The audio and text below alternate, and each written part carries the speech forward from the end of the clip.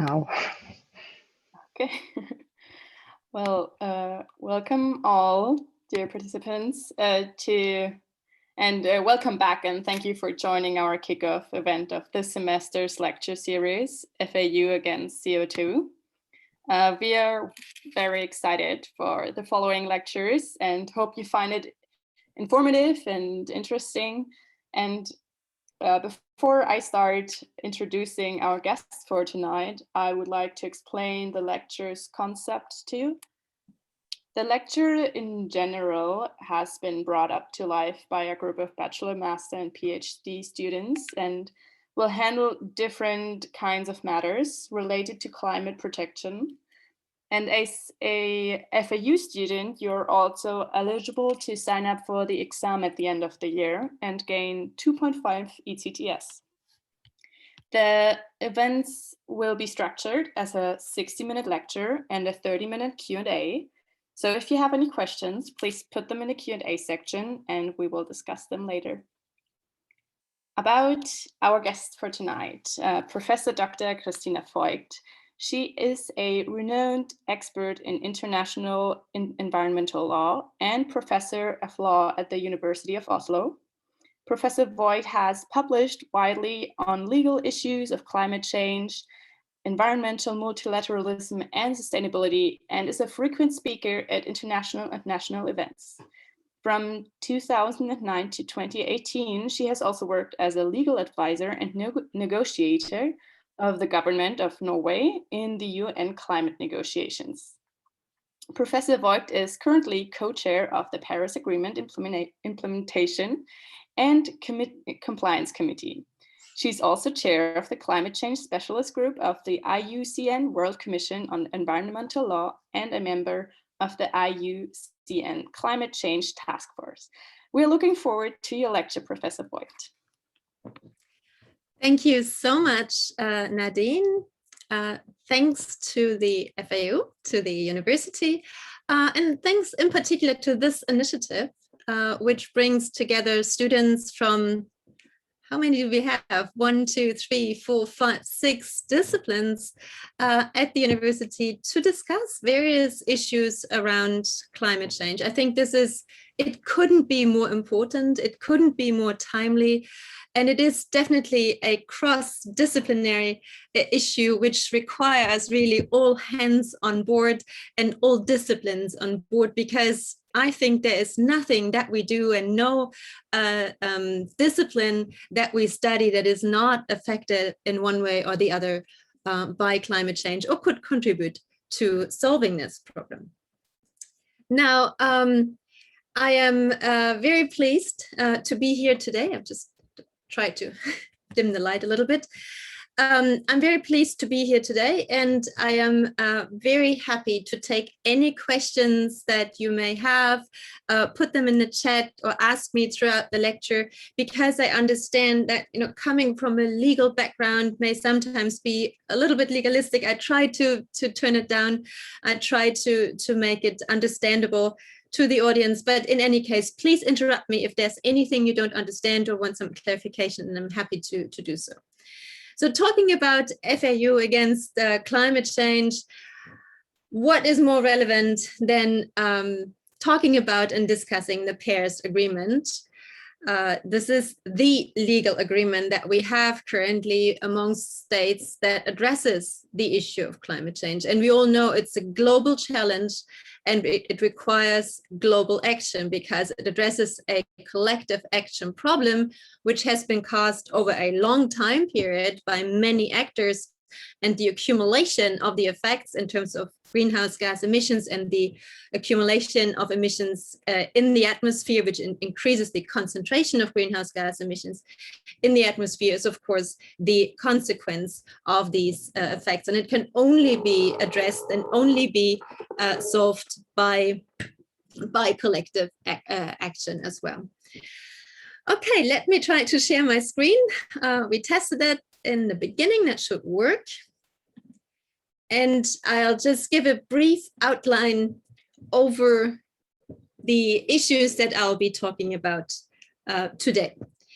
So first of all, I will say a couple of words about what the Paris Agreement is. And I'm sure you all have a basic understanding what it is. I just spent 2 years in the United States where I repeatedly had to say what the Paris Agreement is. So I'm happy to give a couple of observations from my side of what is the Paris Agreement. And then I would like to run through 5 basic elements of how it works.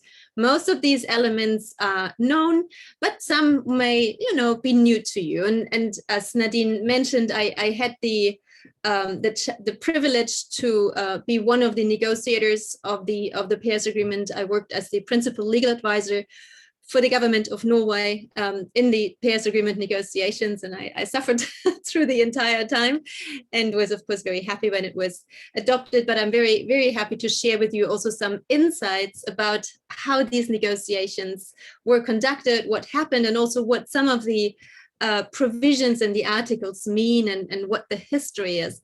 But I also leave it a little bit up to your questions at the end, what you may be most interested in. And then third, I'll say a couple of words about the Paris Agreement rulebook that was adopted in 2018 in Katowice, which contains somewhat detailed rules, detailed guidance on the implementation of the agreement. And then finally, I'd like to engage in a discussion with you about where are we now? And the Paris Agreement was adopted in 2015. It entered into force in 2016. So we are 5 years on. What has happened in the meantime? And of course, I'll talk a little bit about Glasgow, the climate summit at the end of this year, hopefully. It's going to happen in person. I'll say some words about the withdrawal by the United States and the recent re-entry, and then about the global spread of goals of carbon neutrality, which flows directly out of the Paris Agreement. And then, if you're interested, some other effects that the agreement has on the broader legal framework. But before, let me start with giving you a broad overview of the legal landscape that we have under the United Nations. We have 3 agreements, legally binding agreements. Primarily, or the mother agreement is the United Nations Framework Convention on Climate Change, UNFCCC, which was adopted at the year of the Rio Conference on Environment and Development in 1992.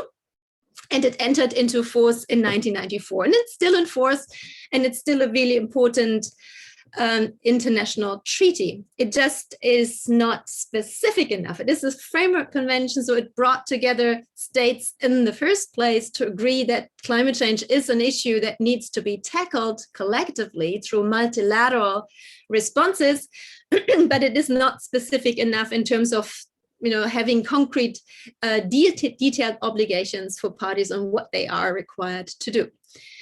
Then we have the Kyoto Protocol, which I'm sure you have heard of, which was adopted in 1997, and then it took quite a number of years until that entered into force in 2005.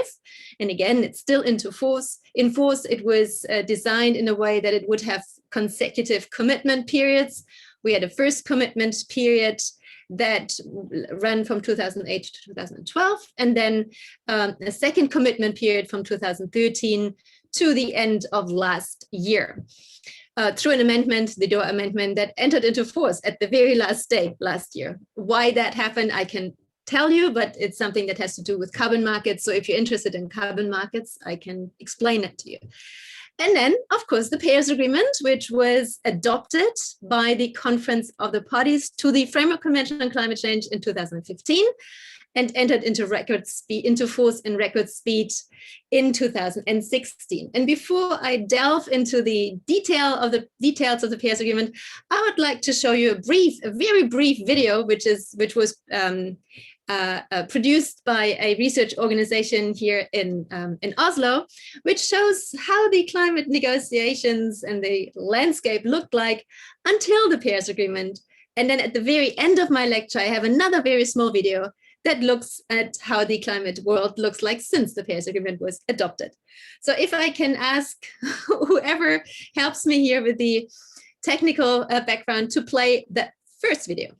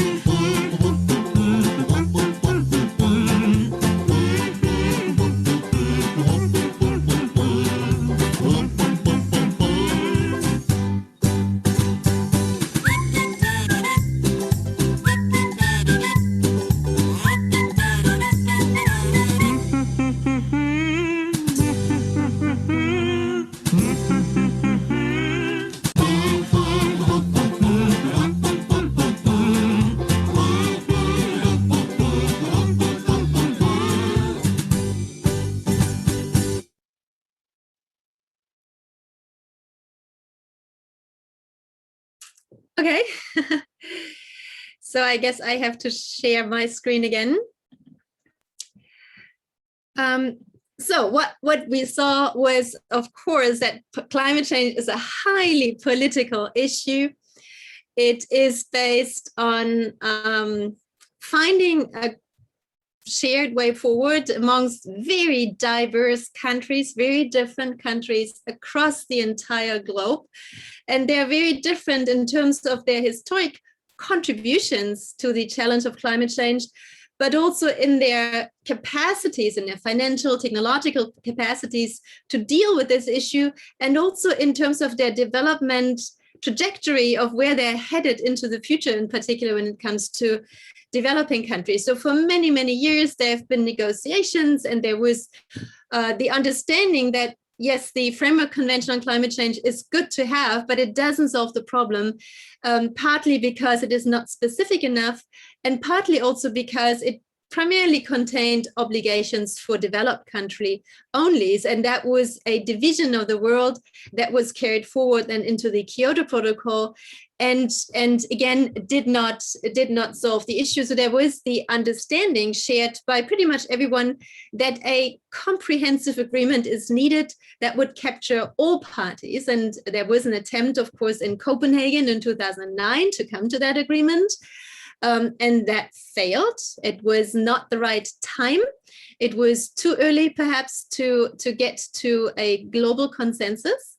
But parties after Copenhagen, only 2 years later in 2011, and you see this here on the screen, agreed on yet another negotiation process in what was called the Durban Mandate, which was adopted at the Conference of the Parties in 2011.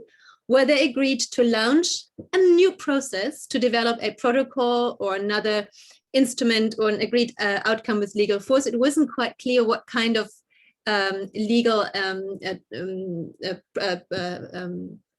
product was being negotiated, but it was clear that it was supposed to be applicable to all parties.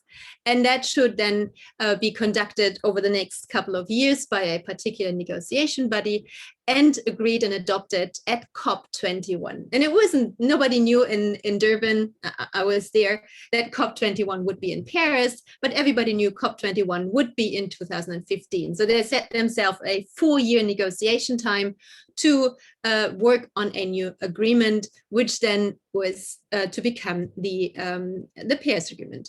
I see that there was a question, but I can't right now open the question because if you have the presentation on, I can't get to the Q&A. Maybe somebody can read it to me? Yeah, it has already been solved. There was only somebody interested in the YouTube video, so. Okay. Good. I'm sorry for that. I usually can. At this point, I think it's maybe good to know for you all, if somebody puts in a question and you think this is a very good question you would like to hear, you can put the thumb up, and then this question is going in the ranking is going higher. Okay. Good. So because I can't see the question while I have my presentation on, I'll get to the question at the end then. So this process started in 2012, really. The mandate is from 2011, and in 2012, 13, and 14, and 15, for 4 years, the parties, 197 parties, met very regularly and negotiated what then was to become the Paris Agreement. And the agreement was adopted on the 12th of December 2015 in Paris, a very delightful moment, a very moving moment for those of us who've been there. It was a very big relief that we actually were able to agree on that treaty text, because it was not an easy compromise. And just thinking back to the brief video that you first saw, there are very fundamental questions of global equity and justice built into the climate challenge in terms of who should reduce greenhouse gas emissions and how much and how fast, and who should pay for these emissions, and who should pay developing countries, and how about adaptation, because no matter how much we reduce greenhouse gas emissions, we will have adapt to the consequences of climate change that will happen and are already happening. So there were very intricate, complex questions that for quite some time didn't seem to be solvable, but by the end of the day, on the 12th of December, it was something that these parties managed to achieve. And before I go through this slide, I just want to say a couple of words of what was different in Paris compared to Copenhagen a couple of years earlier, 6 years earlier in 2009. What was different was a couple of points. The first one was that there was a very strong feeling amongst the countries, states there, and the negotiators that we cannot have another Copenhagen. We cannot, the world cannot afford another dilemma in terms of yet not getting to an agreement, because not only would that, put the whole climate change issue in danger, but it would also undermine the UN system as such, because it would show that the UN as a international organization is not able to bring its members under the umbrella of an international agreement to tackle that most profound and pressing global challenge. So it was a really quite a significant willingness that was brought to the table to actually get to an agreement. And the second reason was that there was significant progress in science. The IPCC, the Intergovernmental Panel on Climate Change, which regularly issues its assessment reports, had just come out with its fifth assessment report, in 2014, where the science on human-caused climate change was pretty much crystal clear, and also it was very clear what needs to be done in what time frame, and that informed, of course, also the negotiators, because the science was just so ambiguous. The third reason was that in the meantime, between Copenhagen and Paris, renewable energy had become a thing. It had become a sector to count on and to calculate with in many economies, in many countries. Renewable energy was a fledgling thing in Copenhagen, but in those 4 years until 6 years until Paris, it was something that both India, China, much of Europe was looking at with much more seriousness and also economic interests. So it had become from a cost to an economic opportunity. The fourth reason was why Paris was successful was the very close cooperation between the United States and China. We didn't have that prior to Copenhagen, but prior to Paris, the United States and China met many, many times in bilateral meetings, issued bilateral declarations about climate change, and also found a number of solutions to fairly critical questions about equity and how to design that agreement. And the rest of the world was pretty much thinking, well, if the United States and China can agree, then, you know, we can live with that too. So that leadership, which was sometimes called the U2 leadership and G2, sorry, G2 leadership was something that was very important for the success of Paris. And the fifth element was and you see this picture there, was the diplomatic effort by the French government. France was of course the host of that meeting, and the entire year prior to the meeting in December in Paris, the French diplomatic corps had reached out worldwide to all countries, had consultations with every single country, so that by the time the COP in Paris came about, every country knew they had made their statement, they had been heard, their position was heard and was clear, and so they felt included and a part of the process. And that was not quite the case in Copenhagen, as you perhaps know. So all these aspects came together to make Paris a very eventful, exciting, and successful meeting. The Paris Agreement, for those of you who are interested in the legal aspect, is a legally binding international treaty under international law. There's something called the Vienna Convention on the Law of Treaties, which explains what an international treaty is, but it is a treaty amongst states. It is not between states and its citizens, but just between states. And it was adopted under the United Nations Framework Convention on Climate Change. It's not a protocol to the convention, but it's a separate treaty. And what happened then after the adoption in Paris and all the celebrations was something that nobody had ever thought would happen. And that was that in less than a year, it entered into force. There was an entry into force clause in the Paris Agreement, which said that at least 55 states have to ratify it, which stand for at least 55% of global emissions. And there was an expectation that this could actually take quite some time until you get 55 states, and it had to be in some also over 50% of emissions. And then this kind of race to the top happened, where everybody was looking at everybody else, and there was a calculation who else had to ratify to fill up those 55%. And in less than a year, it entered into force. That was unexpected, and it caused actually quite a lot of challenges, because there was an expectation that it would not enter into force before 2020. But then it entered into force in 2016, so 4 years earlier than everybody had thought it would.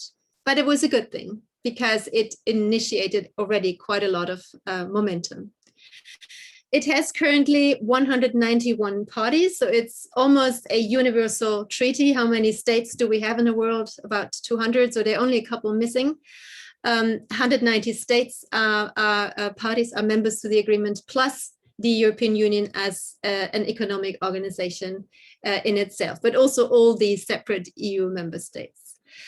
As we know, the United States withdrew from the Paris Agreement in November last year. It had to wait until 2020 until it could actually get out, and it rejoined the Paris Agreement under the new administration on the 19th of February this year. President Biden, as you perhaps know, announced on the day of his inauguration that he would join the Paris Agreement, that the United States would rejoin the Paris Agreement, and then it took 30 days until this came into effect. You may sometimes hear that the Paris Agreement is not legally binding, so that's wrong. It is legally binding, but it does contain, like all international treaties, it does contain legally binding obligations, as well as provisions that are not legally binding. But you have that in any international treaty. It's fairly easy to identify what are the legally binding obligations. If you look for the word shall, where it says each party shall or parties shall, that is a legally binding obligation, and everything else is an expectation or an encouragement. Withdrawal was possible, and it has been made use of, as I just mentioned. And that was necessary. I've often received the question, why did you build a withdrawal clause into the agreement? But it is something like all negotiations, it is a balance, it is a compromise, a big compromise by the end of the day. And for many parties, for many states, in order to be able to join the agreement, it was important to know that if something happens, if they have political changes and can't fulfill their commitments or something, they can get out. It's not optimal. It undermines the effectiveness, but it is part of the big compromise that you have to make if you negotiate agreements between so many states. There's one question in the Q&A, and as it is a matter of what we're just talking about, I'm just going to read it out. Somebody's saying, maybe that is an obvious question and I should know this, but how can international law be enforced, especially if strong global powers like China, USA, EU decide to go against it? That's a $100 million question, really. It's a very, very central question that you always hear when you deal with international law. There are even some people who would say international law isn't law because it can't really enforced. You know, on the international level, we don't have an international police and we don't have an international parliament that makes the law. It is the states themselves that sit around the negotiation table and make agreements that they themselves then are bound by. So you can only primarily hope that they then also comply with these obligations because they have negotiated them, and usually they're based on some level of reciprocity. It's a tit for tat. You give something, you get something, and that's an incentive for compliance so that you don't get into this issue of non-compliance. But in addition, there are several other ways to enforce an agreement.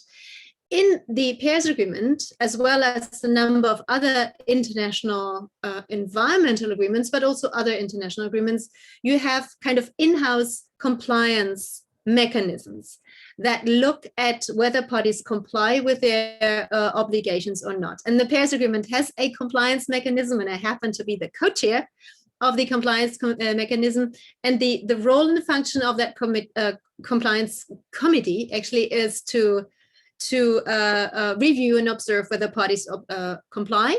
And if not, then the committee would get in contact with the respective party and ask what's the problem and how can we help. But by the end of the day, the committee can only issue a statement of non-compliance. There's no way to apply penalties or something. That is usually not the case in international law. In general, across the board, the only exception so far is international trade law and international investment law, where you actually have the possibility for sanctions. But it doesn't mean that parties do not comply with their obligations. Actually, in most cases, they do, and it's really only the exceptions where we see non-compliance. But I might come back to that later, but it's a very, very important question to ask. Let me talk a little bit about what is the purpose of the agreement. And we find this written down in Article 2 of the agreement, which talks about this agreement, the Paris Agreement, in enhancing the implementation of the convention, aims to strengthen the global response to climate change. And I highlighted these words because each of those words, or behind each of those words, are whole weeks of negotiations, in particular the word enhancing. And it might look funny and strange why this should be so difficult. But the real issue here was that the convention, the United Nations Framework Convention on Climate Change, basically had divided the world in two boxes, in developed and developing countries, where developed countries had certain obligations and developing countries, not that many, if any. But since 1992, the world has, of course, moved on, and the geopolitical realities have changed to something that looks now very differently from how it looked in 2015. And China has overtaken as the world's biggest emitter in 2014, I think, and many developing economies have risen in their carbon footprint compared to in the early 90s. So having that convention with the two boxes of developed, developing countries was something that we kind of had to leave behind in the context of the Paris Agreement. But how to do that? That was extremely difficult, both politically and also legally. And the only way really to do it was to agree that the Paris Agreement would not be a protocol to the convention, because a protocol just simply continues in the same line, but an independent agreement. And that in the object of the agreement, we would include the word that it enhances the implementation, not just implements the convention, but enhances the implementation, which means to move up and beyond from how the world looked like as defined in the convention. I hope you can follow me here, but it is a lot of words that have a lot of meaning and highly sensitive political meaning behind them, which you would not, assume if you just read that single word. So from this very general introduction to the Paris Agreement, what I would like to do is to run you briefly through the 5 main elements, or the 5 must-know facts about the agreement, which I'm sure some of you know very well, maybe others don't know them so well. The first one are the goals of the agreement, and you may have heard about the temperature goal, but actually there are 2 more which kind of fall under the radar. And then I'll talk a bit about the main tool, the NDCs, the National Determined Contributions, before I then say something about how this differentiation between different parties, especially between developed and developing country parties, is solved in the Paris Agreement or approached. And then finally, I say something about the enhanced transparency framework. And in the end, something about the processes that are being set in motion to increase the level of ambition, the ratcheting up processes. So let me first say something about those 3 goals. As I said, it's not just the temperature goals, but there's also an adaptation goal and there's a finance goal. And they're all written into the same article, Article 2 of the Paris Agreement, and they have the same legal standing. So the sole focus on the temperature goal is a little bit misleading because there are 2 more goals. The temperature goal, I go through all 3 of them. The temperature goal, and here's just a screenshot of the agreement so that you can see how the text actually looks like, is something that I'm sure you have heard of, where it talks about holding the increase in the global average temperature to well below 2 degrees above pre-industrial levels, and pursuing efforts to limit the temperature increase to 1.5 degrees, recognizing that this would significantly reduce the risks and impacts of climate change. Now, this is a very crucially important element of the agreement, because it sets out the collective direction of travel, and it is informed by science. The IPCC report already in its 4th assessment, but then also in its 5th assessment report, indicated that the cut-off between a future that is still manageable, temperature increases that are still manageable and human societies may be able to adapt to, ends in a way with 2 degrees warming. Until then, there may be, of course, climate impacts, but they are manageable. But beyond, all bets are basically off, and we cross the guardrail to crossing a number of tipping points, which then can lead to irreversible consequences where not even science is entirely sure of how they all interact together. So in order to leave a buffer to 2 degrees, it is written that temperature increases should be held well below 2 degrees, so that we don't even get to 2 degrees, but well below 2 degrees. Now, this is all good and well, but for a number of small island developing states, this was not acceptable. They said 2 degrees or below 2 degrees is all nice and good, but for us means that we are gone. We need to see 1.5 degrees in that agreement, because this is what we find acceptable.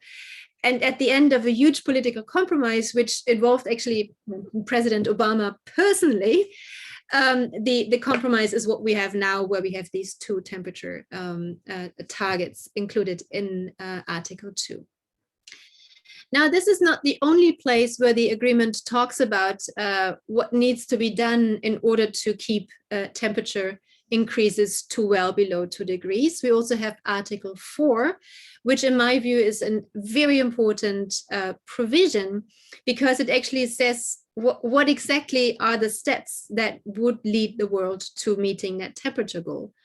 And you see Article 4 here talks about, in order to achieve that long-term temperature goal set out in Article 2, parties aim to reach global peaking as soon as possible, meaning that the tipping point, that the point or the highest point of emissions should be as soon as possible and then drop down thereafter, recognizing that this might take longer for developing country parties.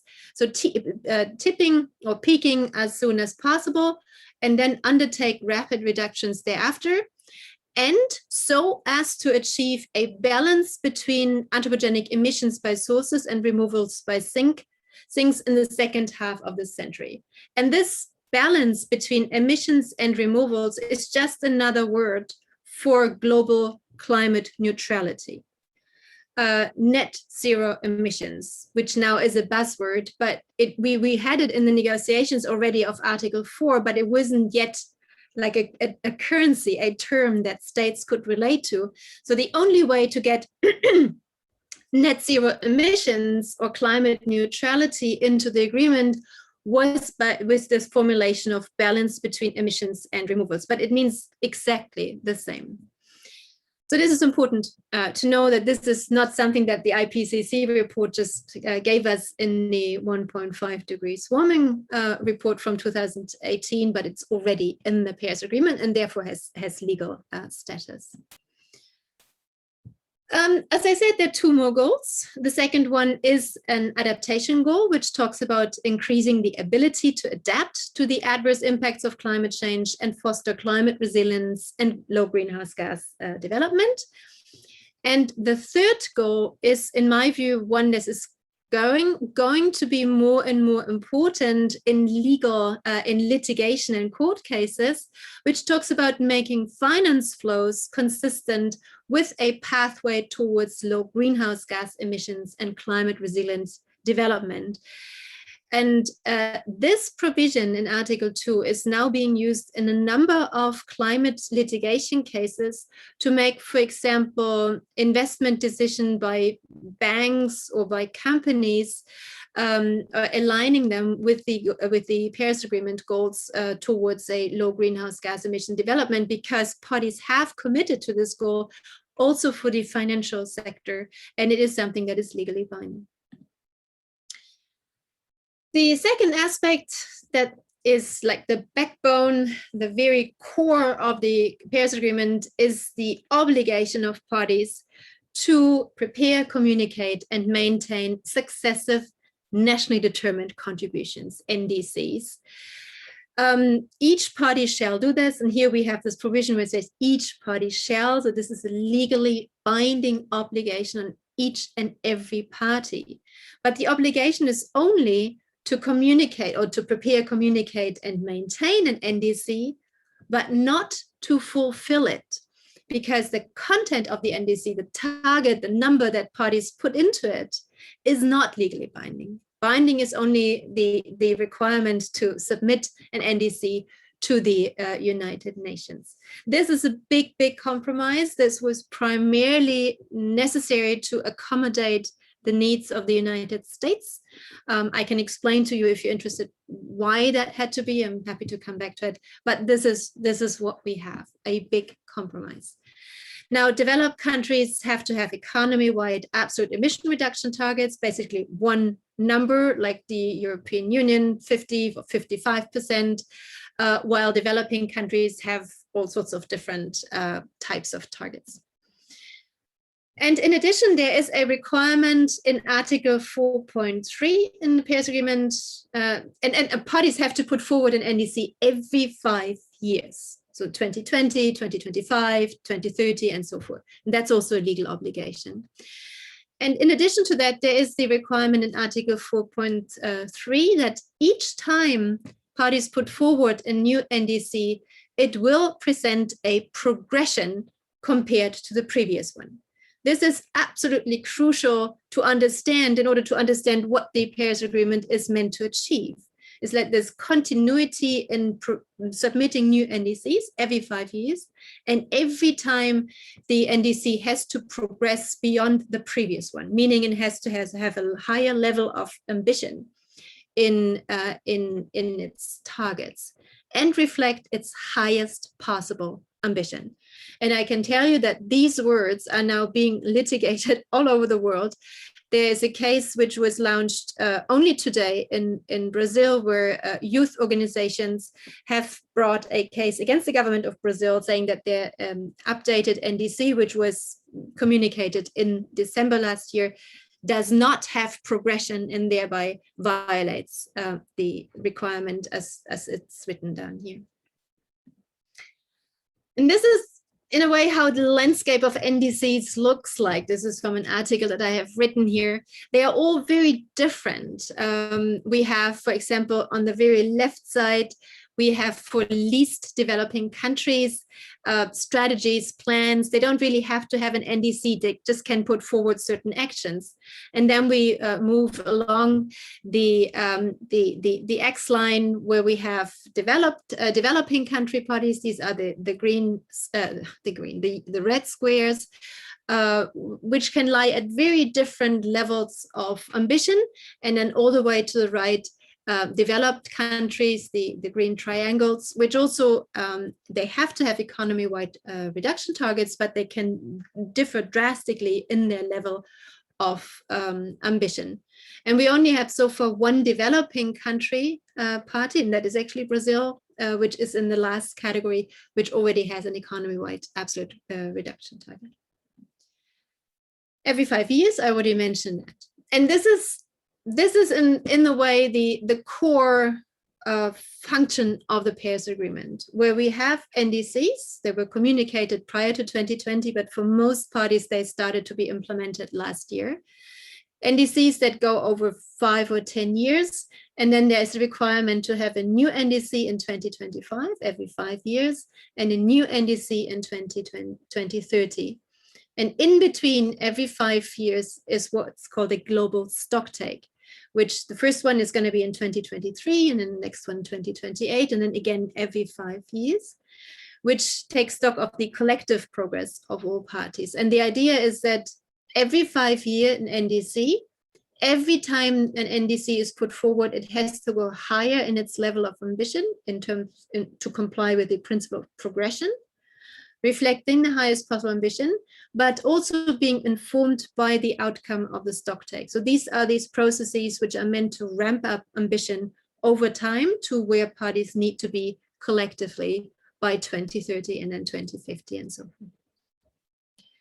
forth. This is important to understand because there's a lot of criticism that the current NDCs are not ambitious enough to keep warming well below 2 degrees. And this is right, but every time I hear this criticism, I think, yes, of course, that's the whole point of why we have the Paris Agreement, is to take parties from where they are and in these consecutive steps get them to where they need to be. That cannot happen over time, but it's designed to happen in these 5-year steps through these principles and processes, which just have started to be kicked into motion in 2020. And as I said, the global stocktake, the first one is only in 2 years' time from now. The third aspect, how does the Paris Agreement deal with this differentiation between developed and developing countries? Well, first of all, there are no annexes to the Paris Agreement which would list who are developed and who are developing countries. And the defining principle for looking at different circumstances of parties is the principle of common but differentiated responsibilities and respective capabilities. That's a principle that comes already from the Framework Convention. And it's always been understood that it primarily means historical responsibility. It means that there's a common responsibility of all parties to do something about this problem of climate change, but it is differentiated, looking at historical responsibility. Now, that doesn't get us very far, because not just the historical responsibility, but also the current and maybe even the future responsibility for contributions to climate change is important, and also the capability to do something about this problem.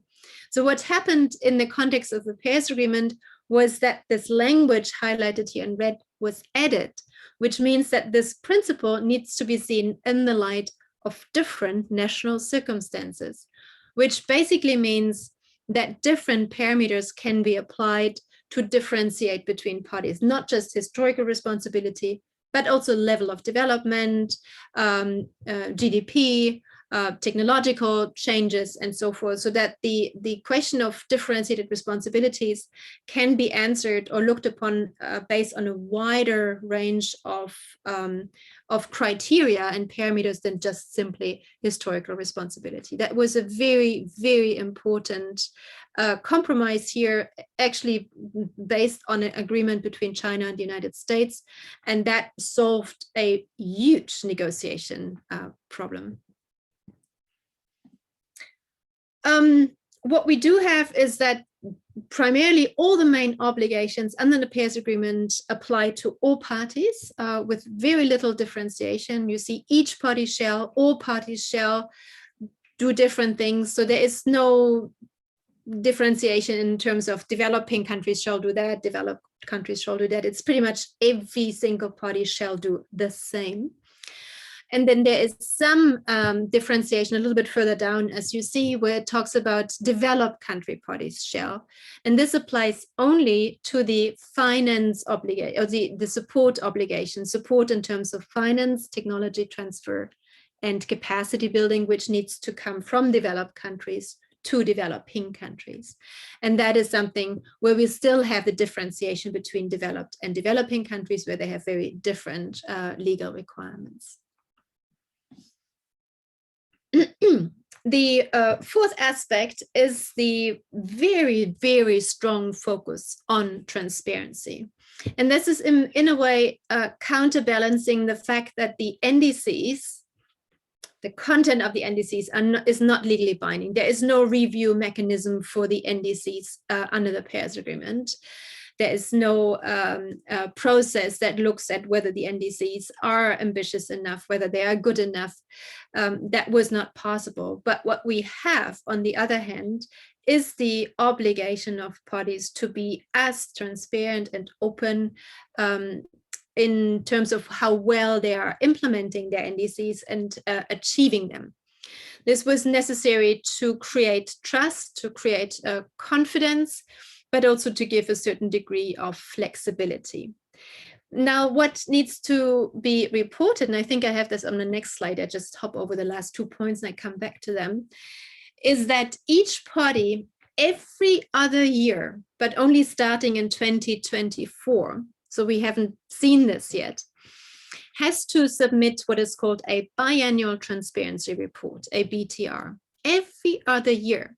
And in this report, every party has to include a national greenhouse gas inventory report, which states basically, you know, the greenhouse gas portfolio, which sector is emitting how much, and so forth. But it also has to include what is called progress report, or information to track progress in achieving and implementing its NDC. So every other year, your parties have to make information publicly available, which is available to all and everyone on the UNFCCC website, on how well they're doing in implementing and achieving their NDC. And the idea is, of course, that the availability of this information should enable peer pressure. It should enable civil society pressure, where this information can be made available, can be used, can be criticized, can be praised, can be used in domestic Court proceedings can be used in media reports and so forth, but it is publicly available. And the hope is that peer pressure and society pressure make use of that use this information, push up the ambition and the performance of parties, so that even though the content of the NDC is not legally binding, but through that publicly available information, it induces parties to actually live up to what they write in their NDC and to implement it. The third element that needs to go in the biennial transparency report, but only for developed country parties, is also information on how much finance and technology they are making available to developing countries. And then there are some elements that are not mandatory, they are voluntary, and we'll see if parties include them or not. And then each report from each party goes through an independent review, an independent technical expert review. It's quite a big undertaking that parties took upon them, and it hasn't started yet, as you see, 2024. But we'll see how that goes, how well the technical expert reviews teams work. But these are teams of about 5 experts that are then looking through the biennial transparency reports by each party and come up with an expert review report, which can give then recommendations or encouragements to parties in areas where they have identified that there's something missing or not good enough, so forth, areas of implementation challenges. And then, so I try to very simplified highlight this here. So we have and that happens every other year, we have the biennial transparency report by parties. That goes through a technical expert review. The technical expert teams issue a technical expert report, and then parties have to participate. Each party has to participate at what is called a facilitative multilateral consideration of progress, where it basically needs to stand up to everyone else, to all other parties and civil society, and answers questions about its implementation. That's kind of the end part of this whole transparency framework. And then it starts all over again, because that usually takes 2 years, and then the next BTR is due. So it's an incredible logistical challenge, but this is what the agreement sets up, and this is what parties wanted to. I just hop over that because it's a little bit complicated. And the final element that I wanted to highlight are these dynamic processes, and I already indicated them, but it's important to see or to understand how they in a way work together, because the agreement sets up dynamic processes, iterative processes, meaning that they happen again and again and again in certain time frames. For example, we have those 5 years periods for NDC, where it says every 5 year new NDC. And then the application of the principle of progression and highest possible ambition to each time an NDC is put forward. Then we have the biennial transparency reports every other year, starting in 2024, so 2024, 2026, and so forth. And all that is publicly available. The NDCs are publicly available with all their information, and the BTRs are going, and the technical expert review reports as well are going to be publicly available. And then in addition, we have the global stock take, as I indicated earlier, also every 5 years. And everything is meant to get parties from where they were in 2015 or 2016 when they joined the agreement to where they need to be in order to achieve the goals of the agreement. The temperature goal, the adaptation goal, and the finance goal. As I said, or maybe I didn't say that, but if you ever had a chance to look at the Paris agreement, it is not terribly long. It's about, I have it here, it's about 10 pages. So it's a fairly short agreement.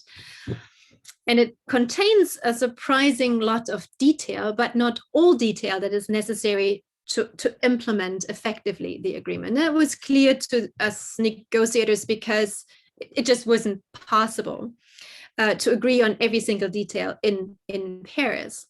So what happened after the agreement was adopted in 2015, that for the next 3 years, we had yet quite large rounds of negotiations on what is now called the rule book for the Paris Agreement, where we have much more detailed guidance on some of the core aspects of the agreement. For example, on what kind of information parties need to put forward when they submit their NDC, so that they actually are comparable and we don't have, apples and oranges and eggplants, something, but it's something that can be compared, because that is necessary in order for the global stocktake to make sense and to work at all. And also the modalities, procedures for the reporting requirements, for the technical expert review, for the global stocktake. All this is not detailed in the agreement, but is very detailed now in the Paris Agreement Rulebook from 2018. There are also the modalities and procedures for the compliance committee. I already mentioned that based on the question that we received, that there is a compliance committee which will take up situations where parties do not comply with their core obligations. So where it says parties shall communicate an NDC, and you have a situation where there's no NDC, the compliance committee will take up this issue and will get in touch with or in dialogue with the party concerned and find a way forward, find out what is the reason for why there is no NDC and how can the committee help or bring back the party into compliance, or if not, it can issue a statement of non-compliance. And of course, as I said earlier, this is not hard enforcement, it's not a sanction, but it has a very high reputational cost. And states don't like that. States don't like to be criticized. There's a high degree of pride involved in international diplomacy. So being called upon by a compliance committee is something very uncomfortable. And there is a certain deterrent effect by just making contact with the party, or let alone stating that a party is not in compliance. What else? Oh yeah, well, one important aspect, as you perhaps know, was not finalized in Katowice, and these are the rules for global carbon trading. Under Article 6 are possibilities for cooperative approaches. That's the term of art in the Paris Agreement, where parties can actually trade units amongst them, basically carbon offsets. And here parties were not able to agree on that, and they were not able to agree on that neither the year after when they met again in Madrid. It was not possible to find a solution on the rules for market mechanisms for carbon markets. And we hopefully see maybe a solution to this situation now this year at the COP in Glasgow. Where are we now? I think this is my second last slide or something, and I see that I've almost used my hour.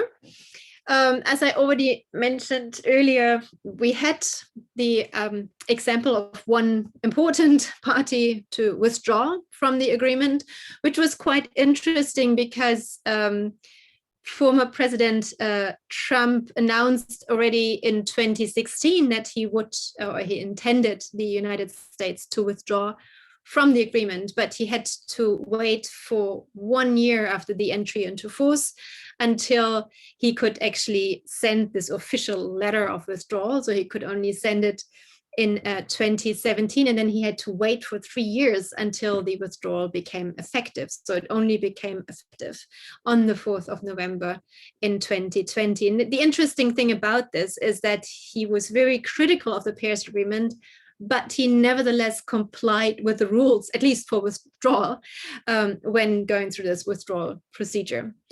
And then, as I already mentioned, and as you know, President Biden brought the United States back into the agreement.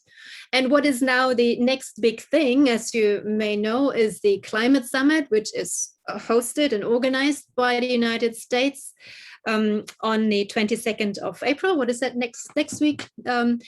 Where it is expected that the new NDC by the United States will be announced. We haven't seen it yet. Everybody wonders what the NDC will say. Will it be ambitious? Will it be more ambitious than the previous one? What are the climate plans? But this is a really top secret currently. Nobody has seen it yet, and hopefully it will be announced either right prior to the 22nd of April or on the 22nd of April. Another phenomenon which has spread worldwide are these carbon neutrality targets.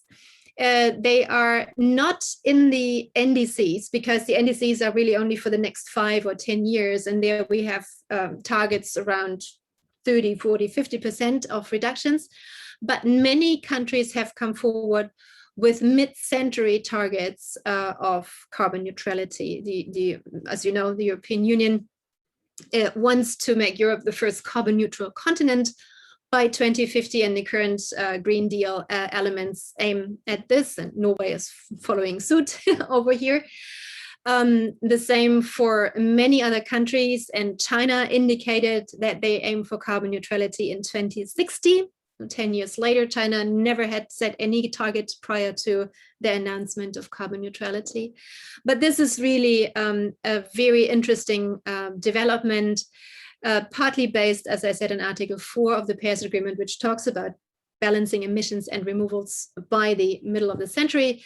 And then, of course, the 1.5 degree report by the IPCC, which set out very concretely that in order to stand a chance to keep warming to 1.5 degree, the world has to go carbon neutral, global carbon neutral by 2050, around 2050. And global carbon neutrality means, of course, reducing emissions as much as possible, but there will always be residual emissions that cannot be reduced to zero.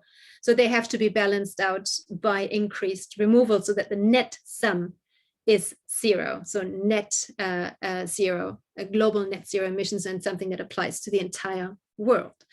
So it's big enough of a challenge, but we see many, many countries coming forward with these carbon neutrality targets. Now the negotiations, of course, continue. They happen every year, and with the exception of last year due to the current pandemic, but they always take place for 2 weeks at the end of the year, either November or December, in one of the member states of the to the United Nations Framework Convention on Climate Change, and that rotates around the globe. So we had the last COP in Madrid. It was supposed to be in Chile, in Santiago, but was then moved to Madrid. And then this year, it hopefully is going to take place in Glasgow. And I just yesterday received a letter from the presidency, the UK presidency, where they already indicate that it probably will be conducted in a hybrid manner, meaning that there will be in-person meetings, but also online meetings, which is challenging. Zoom diplomacy is quite a difficult issue. Dealing with connectivity issues, with time zones, with establishing trust on a screen, when it's not even easy to establish trust in a room or over coffee, is really a difficult issue. But there is no end in sight. These conference of the parties happen continuously, and they are, in a way, an end in themselves, because yes, there are the formal negotiations that roll and roll and roll, but it is also the place to meet and greet and establish networks and exchange information, exchange programs, and get in contact between civil society and parties. And they're in a way a knowledge fair that is unparalleled by anything else, and that in itself is a very important aspect. Finally, what are the expectations for the COP Conference of the Parties in Glasgow? You see the heading I wrote COP26. COP means Conference of the Parties to the Framework Convention, and then CMA3, and CMA stands for Conference of the Parties, serving as the meeting of the parties, which is the governing body to the Paris Agreement. So there we don't have a COP, but a CMA. And it meets for the 3rd time. Well, the expectations is, of course, hopefully that parties manage to complete the rule book, in particular on the rules on carbon trading, because as I mentioned, that's still missing. But there are also some other elements that are still outstanding. For example, common timeframes for NDCs. You would expect that this is already there, but it isn't. And so far, some parties have 5-year timeframes, others have 10-year timeframes, and somehow it's a bit of a mess. And that needs to be resolved by agreeing on, is it either 5 years or is it 10 years, but it can't be both. And hopefully this is going to be an outcome of COP26.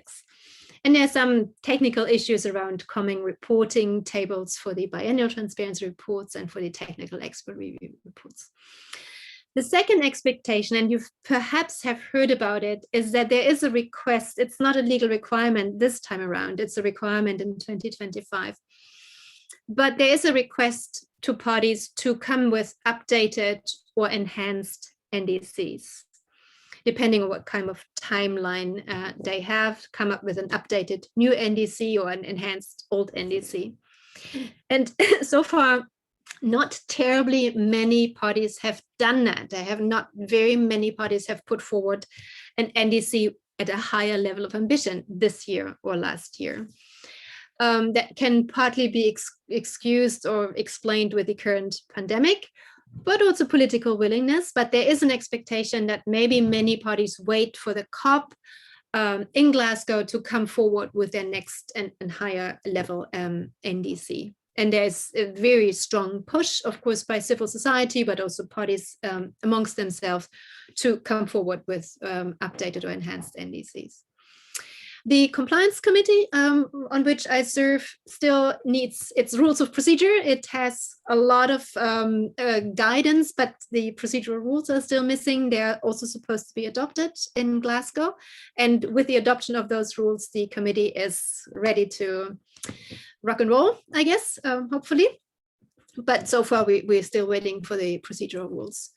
And finally, developed country parties have an obligation to provide information on how much finance they are going to provide to developing countries. Not just information on how much finance they have provided, ex post reporting, but how much finance they are going to provide, projected levels of finance. This is incredibly important because many developing countries have NDCs which have conditioned targets, where they say we can achieve X% of reductions on our own, but if we get additional finance, we can increase that target to Y%. So these are conditioned NDCs, and they depend, of course, or rely on finance provided by developed country parties, and therefore is this communication of projected levels of finance very important, and that's something that I assume will become a very crucial element in the whole realm of things in Glasgow. What did I have here? Yeah. So this is Paris Agreement. Where are we now within the Paris Agreement in the United Nations world? But the Paris Agreement also has significant facts outside the United Nations, outside the climate regime. For example, many countries have, since the Paris Agreement was adopted, adopted national climate laws, climate acts, climate regulations. The European Union is about to adopt its climate act, as you know, perhaps know. So we have seen the implementation of this international agreement into national laws and legislation and regulations. And thereby they become binding in the domestic legal system and can be enforced by domestic courts. And that answers a little bit the question about enforcement. Yes, internationally, we have very limited means of enforcement, but international agreements have to be implemented into national laws, and thereby they become enforceable in the national legal system. The second point, of course, we have this enormous rise of climate litigation. I gave a talk earlier this morning to the Supreme People's Court of China, who was suddenly very interested in this rise in climate litigation. They wanted to know, what is this? What are these cases? And we see them all over the world, where we suddenly have youth organizations, NGOs, concerned citizens who who bring cases against governments, against corporations, with the aim of raising the level of ambition in their climate policies, or claim compensation, or stop projects like Heathrow, additional expansion, or new coal mines, or that sort of thing. We also see the spillover of the Paris Agreement into the field of human rights law. As you may know, there are actually 3 cases now pending at the European Court on human rights, where different people, different groups, one particular group are Swiss Schweizer Seniorinnen, a group of elderly Swiss women, or a group of Portuguese children and youth, have brought cases against the member states of the European Convention on Human Rights, claiming that the climate impacts that are already tangible are violating their human rights obligations, especially their right to life and to private life and family life, with reference to the Paris Agreement, with reference to the obligations that parties have under the Paris Agreement. And the final point is that we also see now reference to the Paris Agreement in quite a number of free trade agreements. For example, and this is another big issue, as you may know, the current negotiations of the free trade agreement between the European Union and Mercosur, the countries in South America, where the issue of how to deal with climate change, in particular, the deforestation of the Amazon, is a very, very contentious issue. And also the reference to the Paris Agreement and the obligation to implement the Paris Agreement is something that is now being negotiated and put into this draft of the EU-Mercosur agreement, and the same with the EU and China agreement. And I don't want to go into detail. I'll pass on the slides to you later on, but this is how the EU-Mercosur draft looks like. And you see the reference to the Paris Agreement, and where it says in legally binding terms in that draft FTA that each party shall effectively implement the United Nations Framework Convention on Climate Change and the Paris Agreement. And the same language we see in the Investment and Climate Change Agreement with China, EU and China, where it also talks about effectively implementing the UNFCCC and the Paris Agreement, including its commitments with regard to its NDCs. And this is really interesting because, as I told you, the NDCs are not legally binding, but through the context of a free trade agreement, investment and trade agreement, they are made legally binding in the context of this agreement. Kind of through the back door of another agreement, they gain legal relevance. And this is the beautiful logo of COP26. And I want to finish here and open for questions with my second brief video. And I ask you to play it.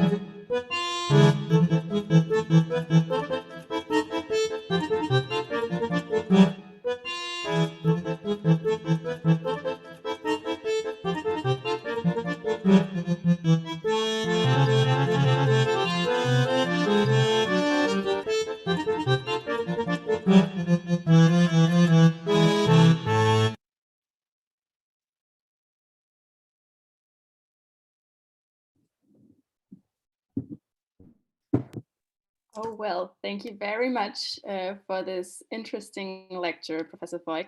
I hope everybody enjoyed it as much as I did, because I found it very, very interesting. So we have quite a few questions in the Q&A section. Therefore, I will just start with the most famous one, which has been in the Q&A for a while, but I thought it's probably best if we put it at the end. So somebody asked if maybe this person is misunderstanding something here, but aren't a large portion of the emissions from developing countries due to subsidized companies from developed countries, e.g. fast fashion? Shouldn't the responsibility fall on them? Good question.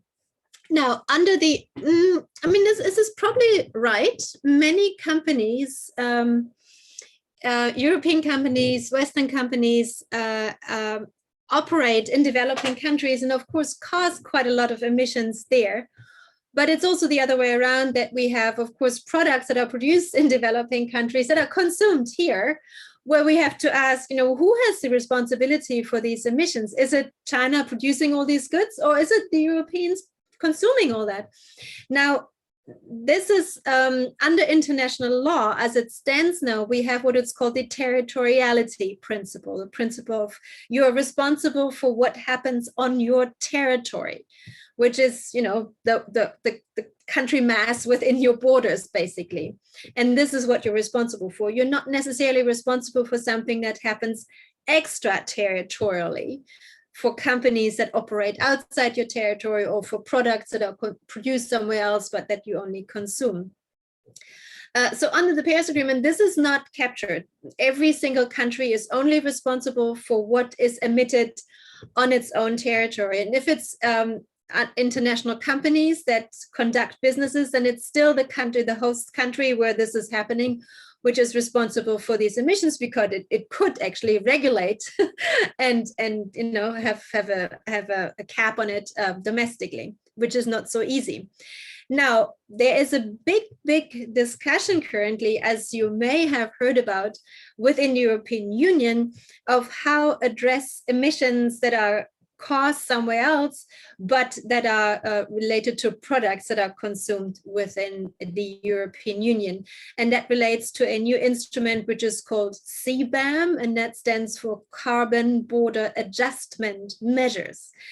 I could give an entire lecture on that, but it's very interesting because the idea is to tax products on the border when they are imported into the European Union, so that these products, for example, aluminium or concrete or glass or whatever, produced somewhere else, that they have to account for the same carbon measures as if they were produced in the European Union.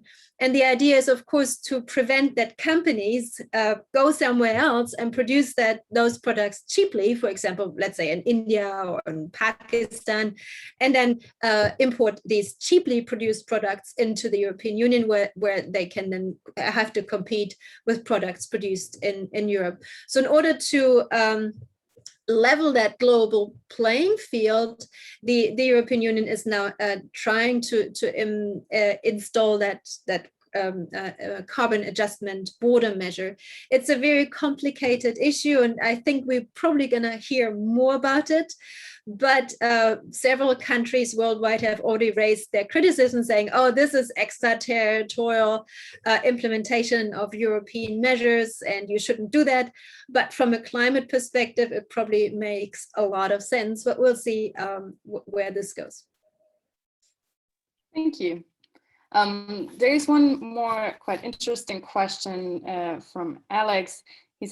She is asking, does the agreement somehow regulate the use of nuclear power, as that doesn't produce carbon? It is probably quite welcome despite the unresolved waste issues.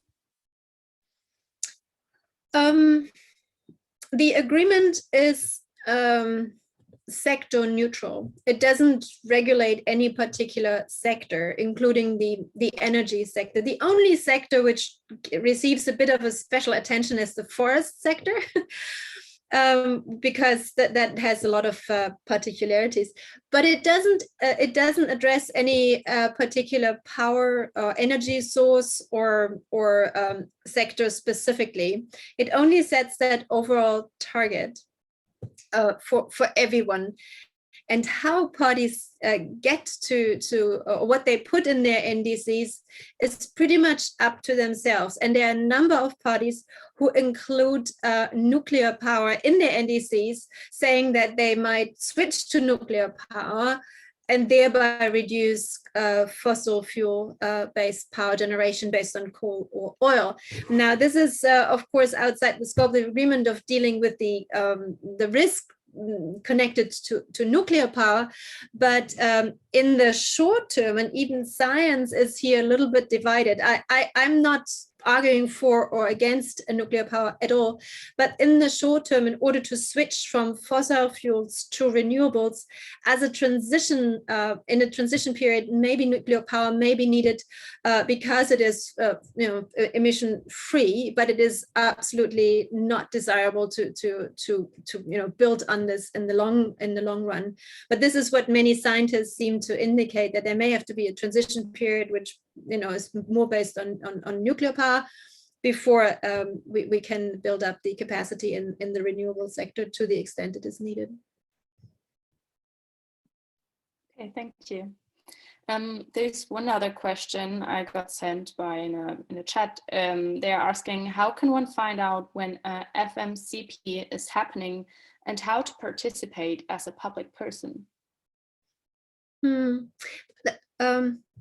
That's actually not quite decided yet where you will find information about this. The expectation of the first FMCP is that, so the first biannual transparency reports are due in 2024. And the expectation is that it takes at least a year for the technical expert review to take place. So then we look at 2025 for the technical expert review to be conducted.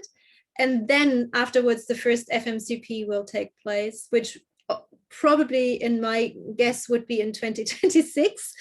And it would be announced on the website of the UNFCCC. If you haven't been there, go there. It's a very confusing website, I can tell you. But there will be information on which parties FMCP will take place. And I would be surprised if it wasn't something that is then also be made available online where everybody can watch, or at least it will be open for admitted observer organization to the UN climate process. Okay. But somebody else asked what you think about the European Green Deal.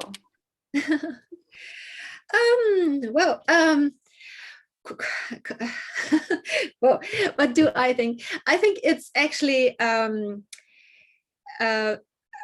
showing leadership. Compared to what else we see in the world, it's probably the most progressive piece of climate policy that I've come across. And it's very comprehensive because it has so many different aspects. It has the, as we know, the emission trading, and then the other aspects that regulate the sectors that are not captured by the emissions trading, then the land use sector, and then now the discussion on the carbon tax, the border carbon tax, and the goal of carbon neutrality. So it all fits very well together.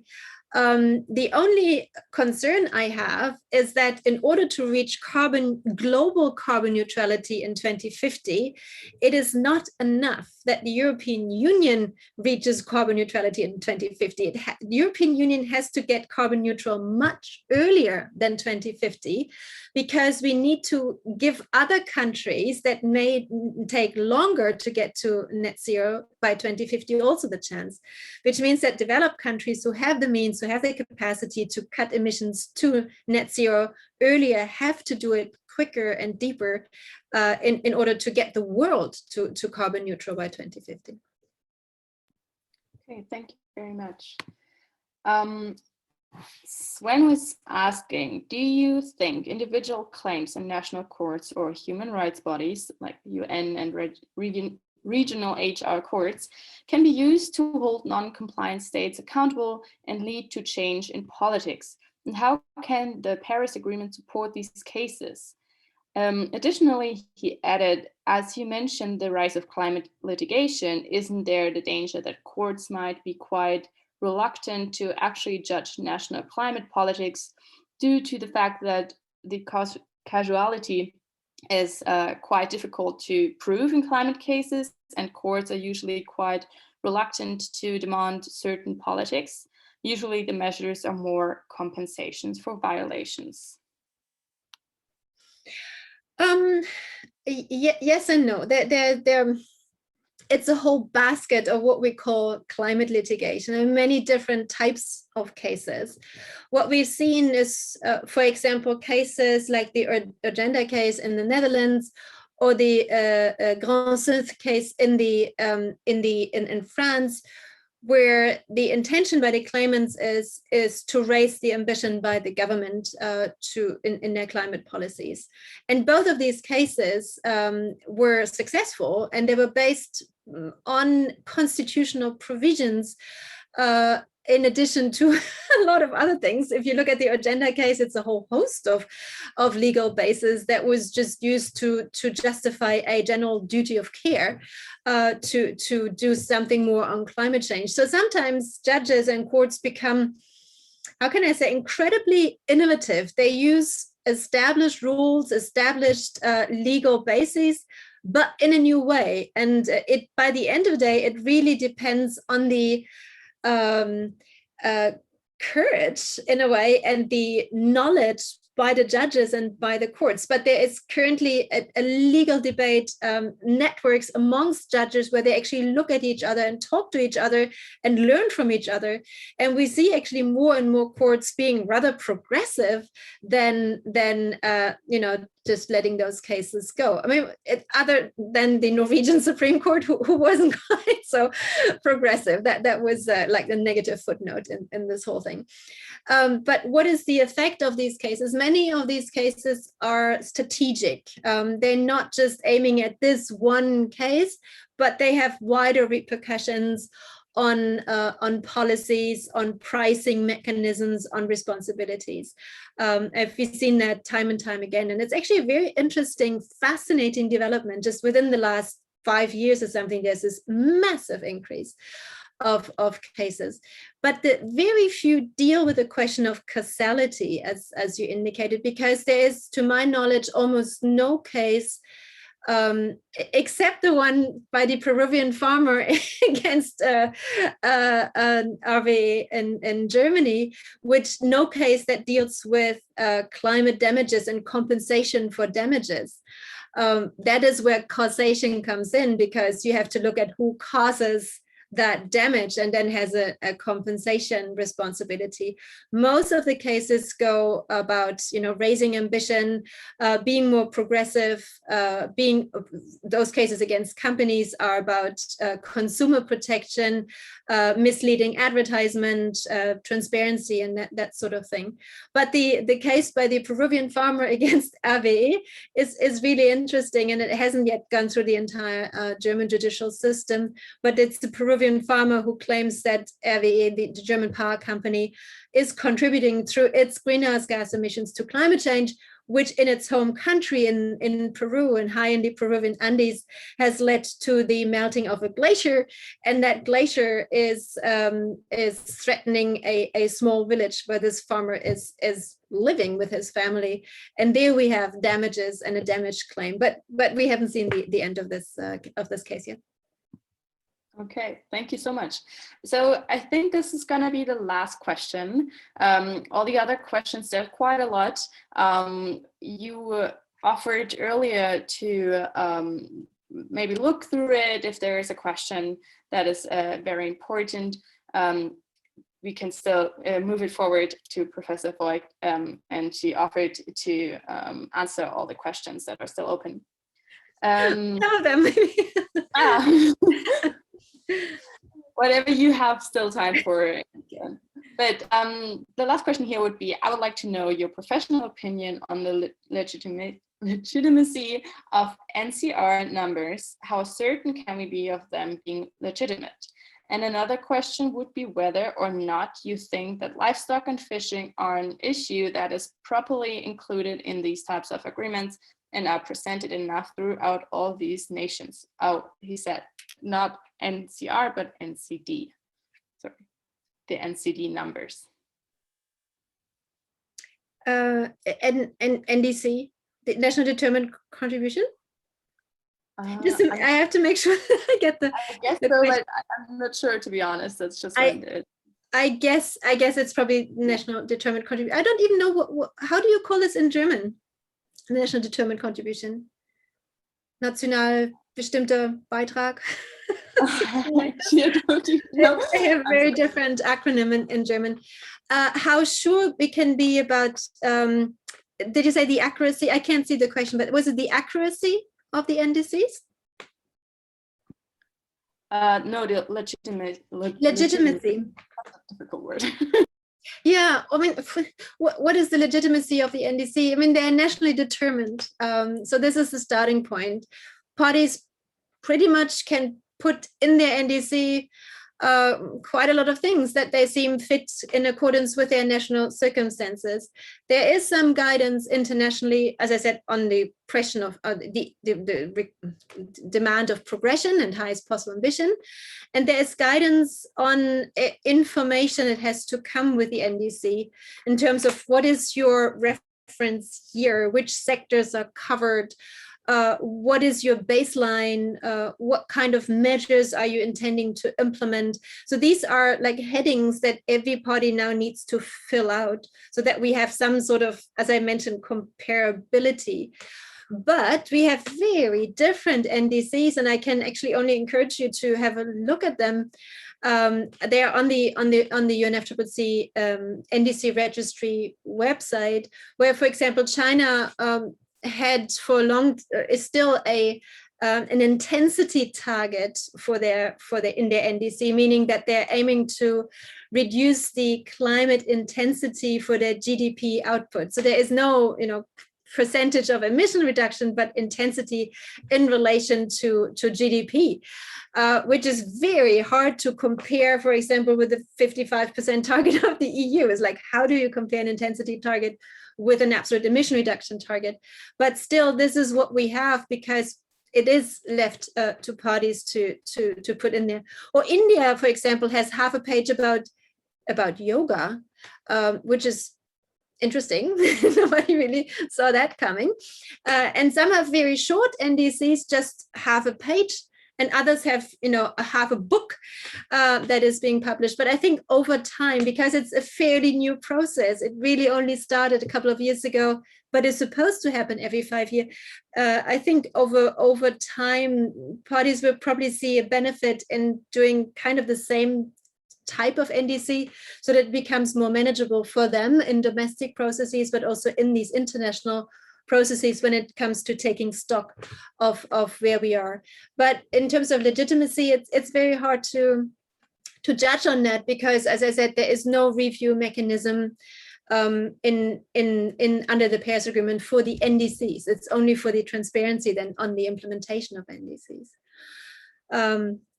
But as I mentioned earlier, this case in Brazil that just came today is very interesting, where the new NDC did not progress compared to the previous one. And that was then brought to the Brazilian domestic court, not internationally, but youth organizations took the Brazilian government to court and say, you did not comply with your obligations under the Paris Agreement, and your new NDC is not legitimate.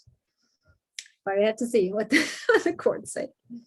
Yeah, that's a very interesting case, and we're very much looking forward what's coming out there. So I guess we happened to reach the end of our lecture with you, Professor Voigt. It was very nice to have you here, and thank you so much for your very interesting talks. But before the rest of you all leave, we would like to invite you to be part of our group, let's say like that. And we are looking for volunteers who would like to help us with our project, promote sustainability, We are a very interdisciplinary team, and the effort is very flexible. We are meeting next Wednesday after the lecture at 8 p.m. and we're just staying in the lecture room. So you're very much invited to join us, and it would be very nice to have some new members with us. And there's also one other announcement we would like to make. I'm handing over to my yes.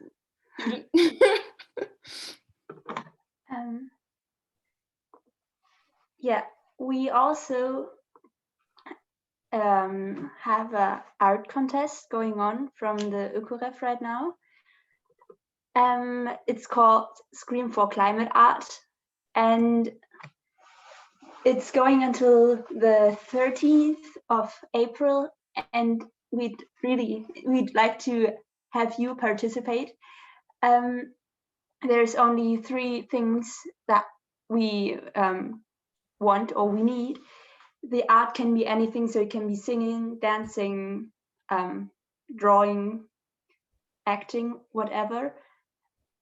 And there's only has to be a reference to sustainability, and we need a description of the concept, and it should be artistically enriching. And we'd like you to send your your posts to us via Instagram or tag us on your posts. That would be great. Yeah, so thank you very much for everybody who joined tonight. It was a very nice kickoff event of this series lecture. And once again, thank you, Professor Voigt. It was great to have you here as our first guest. And